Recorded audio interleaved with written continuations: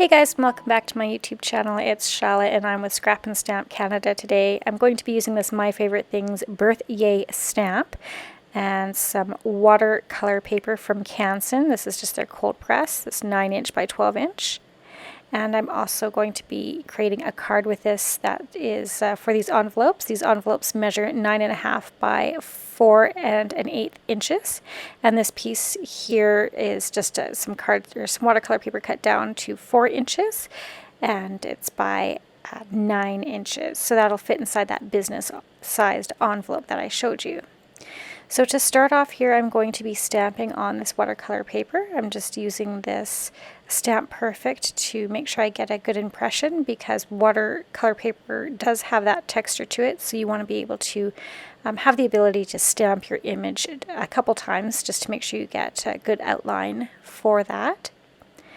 And this is a really great, fun stamp. I love the little animals that are in here. I think they're so sweet and adorable. And I created this card for a very special young man, actually my best friend since grade 1, her son. So stamping with this Watercolour Nocturne ink, which again, as you know, if you watch my channel, this is my favorite ink, and it is compatible with watercolor, so it won't run.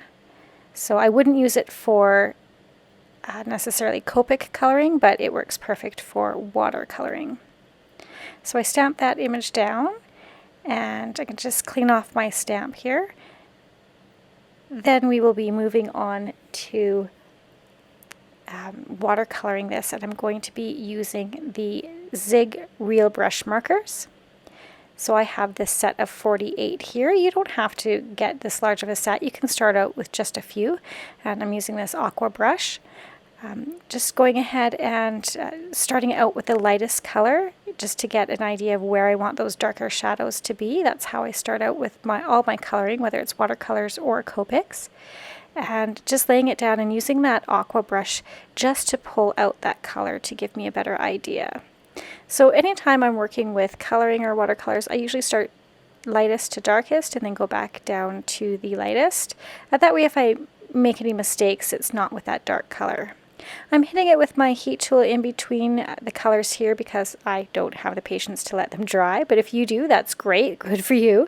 But if you are looking to get this coloring done quicker, go ahead and hit it with your heat tool.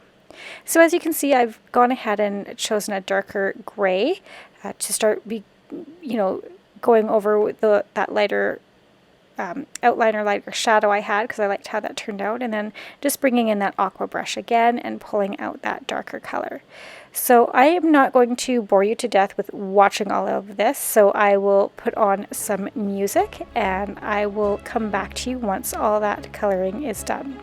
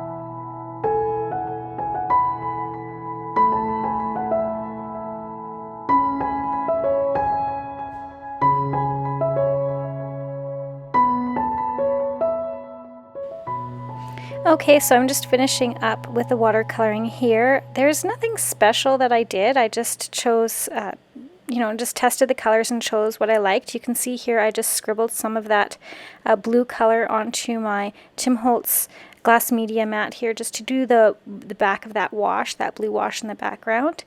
And yeah, this is really friendly if you're just starting out with watercoloring, so it's not too complicated. It's a lot of fun to play around. They're very user-friendly. And I like the outcome. So what I decided to do with this card is I'm going to go ahead and mat it on some black cardstock. This is, I believe, the Lawn Fawn licorice cardstock. And I did trim that down a bit. In the end, that the final card base measures 9 inches by 8 inches, and then I score it at 4.5 inches there. So you can see how I fold that over. So the card in its entirety should measure the 4 inches by 9 inches, which will fit into that business-sized envelope. So just matting it on that black cardstock and then adhering it down to the card base. And I think that's a really fun, just kind of a different looking card, right? It's not your traditional sized A2 sized card. I've gone ahead and stamped the sentiments that come with this stamp set, and I did that on the black licorice cardstock as well, and heat set with white embossing powder. So it says, "It's your birthday," and then it says, "Let's celebrate you, another year taller." And like I said, this worked perfectly for my best friend's son, as he is growing like a bad weed, and yeah, he's really shot up and he's almost as tall as Mom. How does that happen, right? Where do the years go? So I just thought this was a really fun card for him. As you can see, I've popped it up on some foam tape. Nothing really special here, but just some quick watercoloring. I did want to make sure that it fit inside that envelope, and then I did decide to take it a step further. I stamped a few images onto that business-sized envelope, and then I Copic colored them. The reason why I Copic colored them is you just never know what the envelopes go through in the whole, Canada Post system, so I thought it would be better to color them with Copics as opposed to the Zig markers. So if you're just starting out with your watercoloring experience, I know I gave a review before on the Nuvo Aquaflow pens. These are quite different. They seem to be a little easier for beginners, I think. So if you're like right at the beginning and you're looking for a new medium, I really like the Zig watercolor markers, or the